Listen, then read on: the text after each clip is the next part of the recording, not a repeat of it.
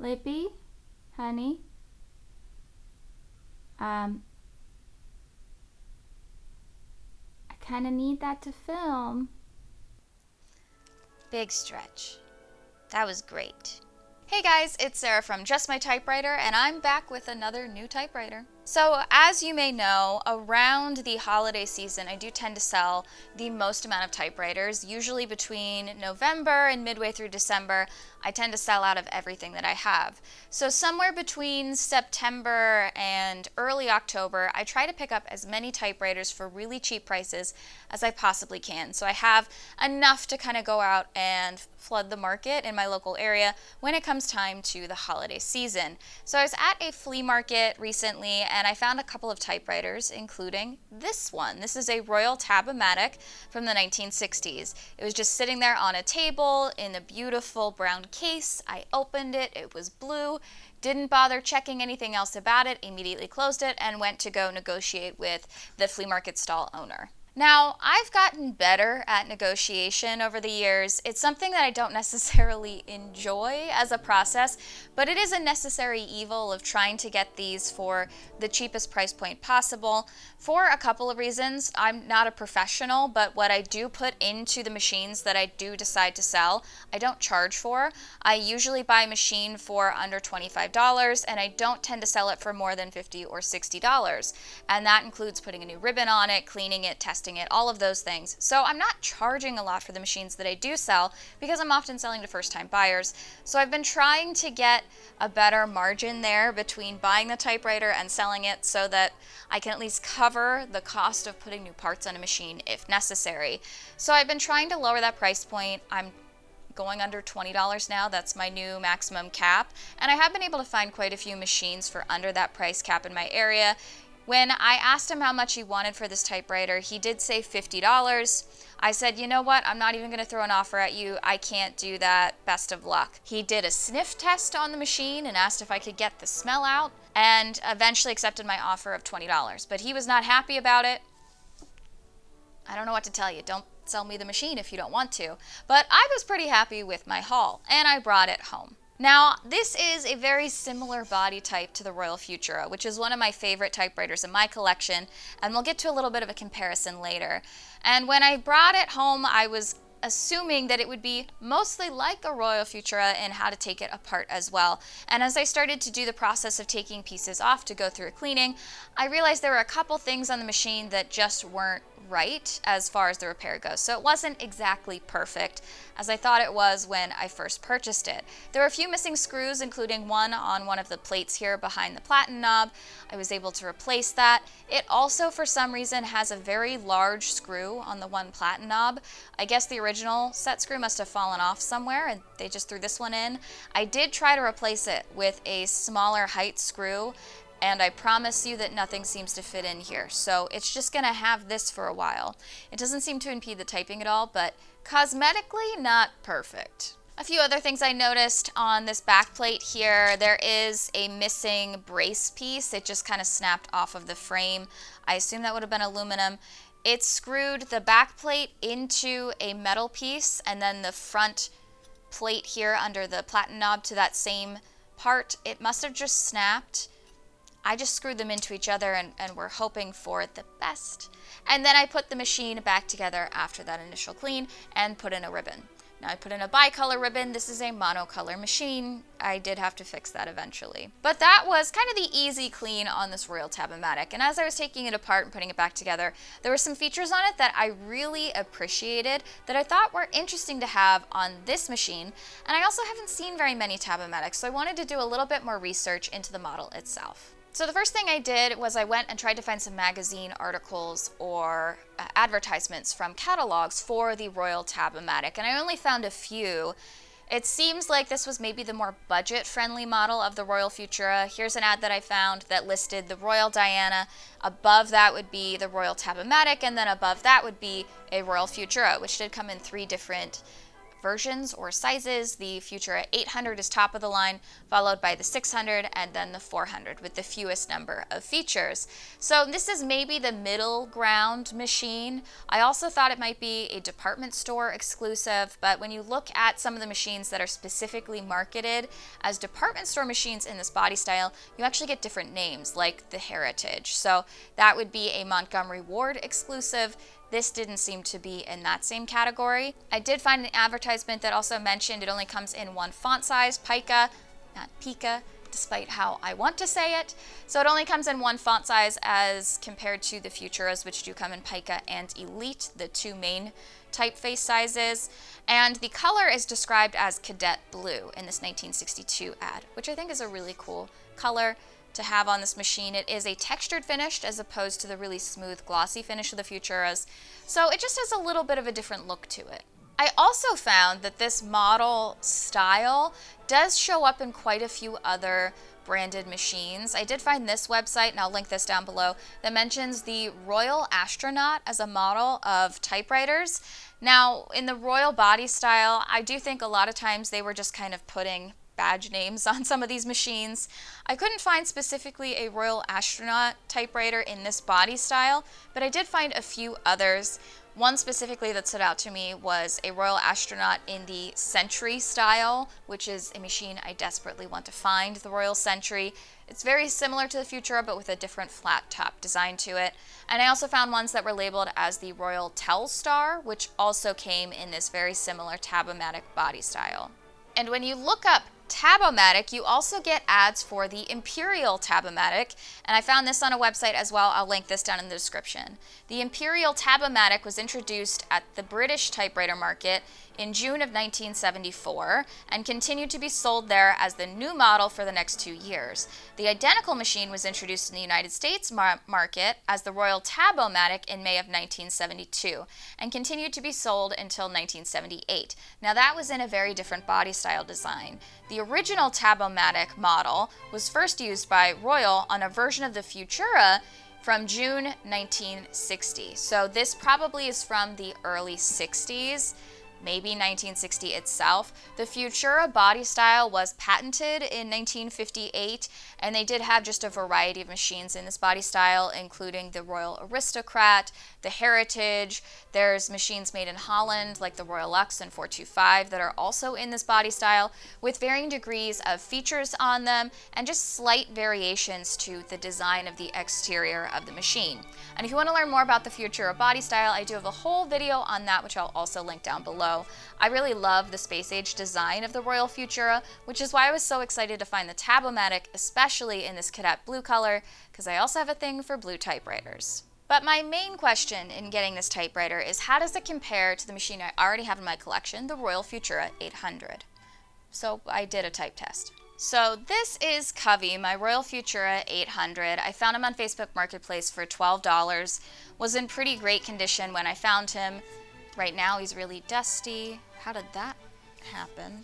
That's gross. But I've had this machine in my collection almost from the very beginning. It was a pretty early typewriter for me in my collection, and it's one of those that I've always just felt like keeping. I don't feel like rehoming it.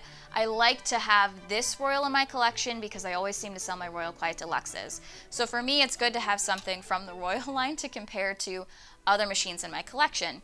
And I've always really liked the features of the Futura and how it types. So I was curious how the Royal Tab-O-Matic, which seems to be a little bit more of the budget model, would compare in typing against the Futura.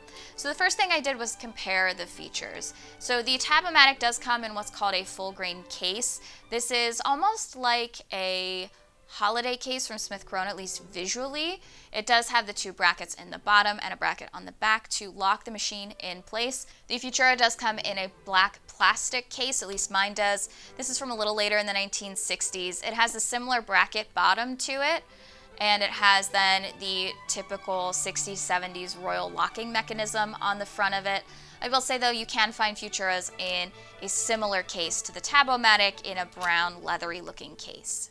Down to the keyboard, the Tab-O-Matic does not have a one key, while my Futura 800 does. Now I will say some other versions of the Futura I think the 400 doesn't have a 1 key. As you go down the line, you lose more and more features between the 800, the 600, and the 400. You're losing weight here as well as just extra metal in the machine, but the souped up deluxe version of the Futura does have that 1 key on there. The Tab-O-Matic does not. If you've never encountered that before, if you're a newer collector, you can always use a lowercase l in place of a 1, and if you really love to type with exclamation points like I do, you can always put a period, backspace, and then put an apostrophe over top. It's the same thing. So that's how I get around missing the 1 key. That's very normal on machines up until the 50s not to have a 1 key. And then as you get post 50s into the 60s and 70s, you might have more budget-friendly models that just don't have that key. You might notice here on the front then that you also have some additional buttons. You have a set and clear button on the front of both of these machines. These are from the Royal Margin system or Royal Magic Column system that you see later on the Safaris. These allow for you to set your tabs on the machine using those front buttons. The one says set, that sets your tabs, and then you can use the clear button to clear those across the front. This is on both the Tab-O-Matic and the Futura 800. This is not on the 400 model of the Futura line. So again, something that maybe sets this machine a little bit above the 400 model, just because it does have that feature that is specific to Royal. So that's kind of their trademarked system there for columns, that magic column set.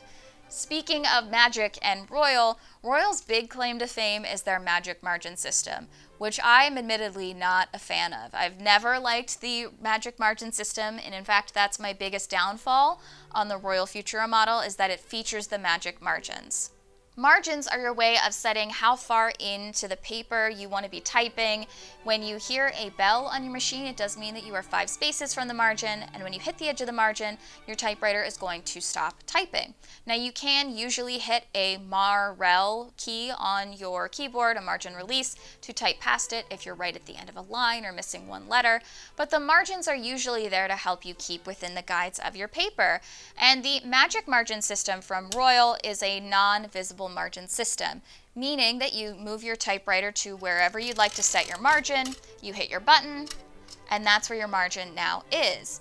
Now, it might be nice because it's really integrated, it looks really fancy, but I don't like it because I can't tell where my margins are when typing. If I'm moving between pieces of paper, I typically don't use the same size paper every time, or I try to move in my margins while working on a machine.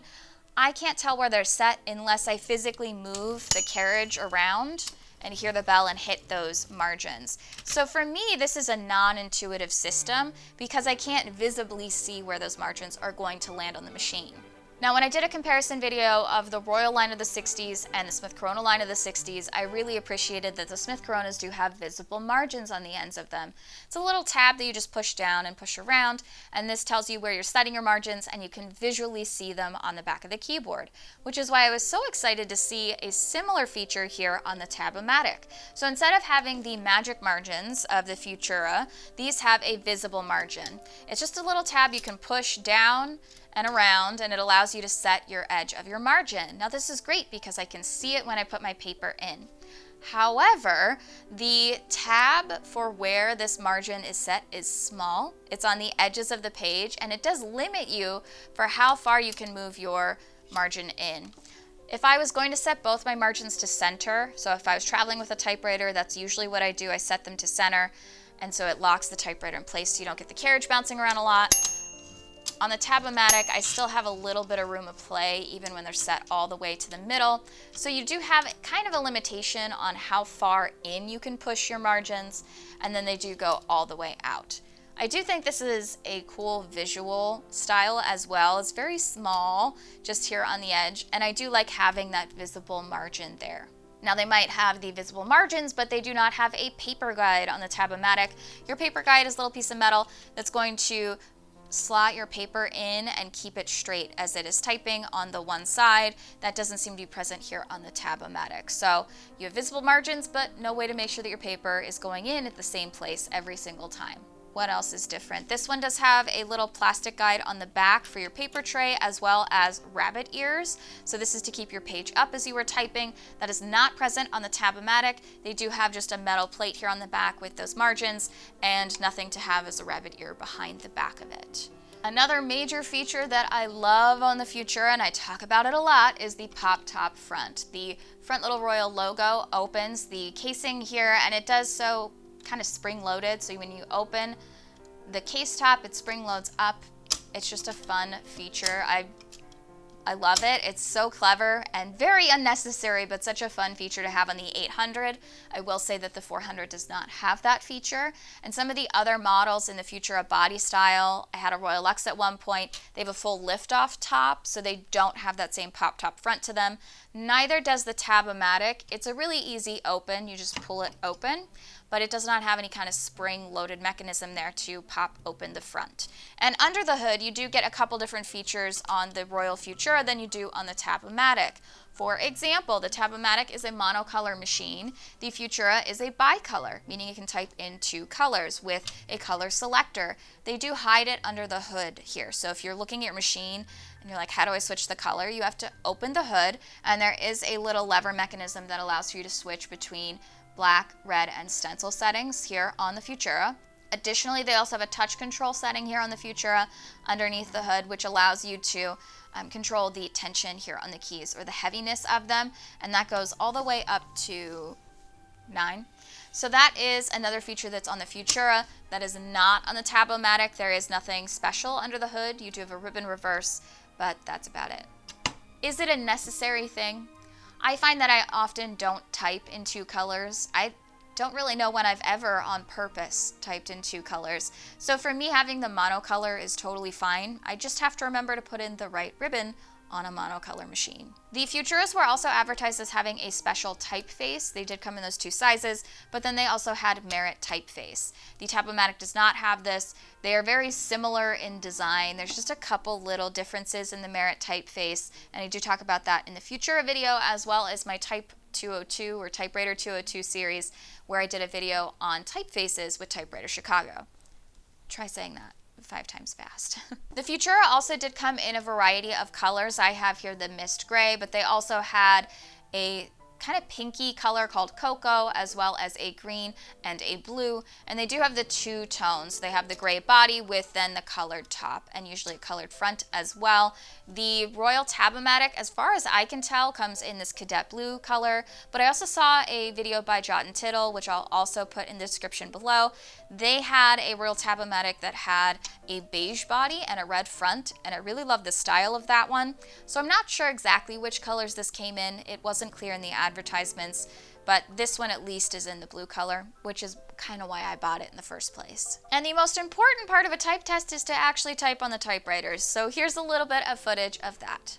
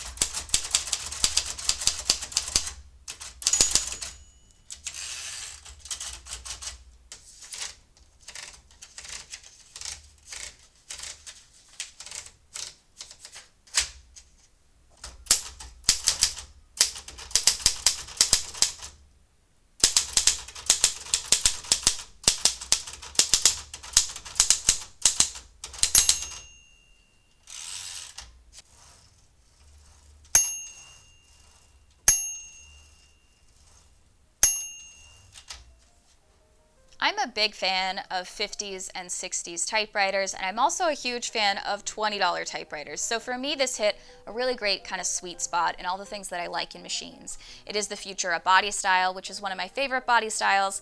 And I also find that I tend to like the cheaper models in a lot of the lines. I like fewer features. It's less things to be complicated by. But that might be because I'm not always formatting things. I'm not a writer, so I don't use these consistently. I do find that the cheaper models type just as well, They just have few fancy things on them. For example, this one having the visible margins is a plus to me because I don't like the expensive magic margin system. I don't mind that this is in monocolor because I never use red ink anyways. So for me, it hits a lot of the things that I like in machines, as well as being in a color that I seem to always happen to collect. The blue typewriter thing, I don't know, it's a problem. I had recently a phase where I bought a ton of green typewriters and I just can't get away from these blue machines. So for me, this is a really good mix of things. A model that I like in a color that I enjoy with just enough features to be useful at a good price. So it's a great little typewriter to have here in my collection, and I also enjoy being able to compare the features of something like this to something as fancy as the Futura 800, which I've had in my collection for a really long time. I think both of these type really well. I will say overall, I don't really ever enjoy typing on a Royal typewriter. I often find there's a lot more slop in the basket than there is on a Smith Corona or my Adler, which is probably my favorite to type on. So for me, the Futuras and the Tab-O-Matics and the Royal Quiet Deluxes and the Safaris and all of those guys are usually a little less on the typing experience, and they're a lot more about the aesthetics of the machine. I do like the space agey look of this, and it just so happens that it types okay. If you've had a Royal Tab-O-Matic, let me know in the comments down below, or if you have any other things about the Royal line that you really like, also let me know below. And if you have found a Royal Century model, I want one. Help me find one. If you're interested in any of the videos that I mentioned in today's video, I do have them listed all in the description below, so you can go check those out. And if you're interested in more typewriter content, I do have some more on this YouTube channel as well as on my Instagram at just.my.typewriter. And thank you all so much for watching, and remind you that you're just my typewriter.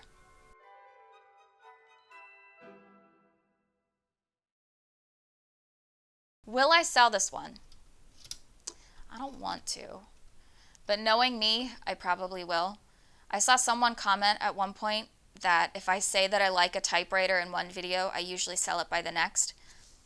You're not wrong.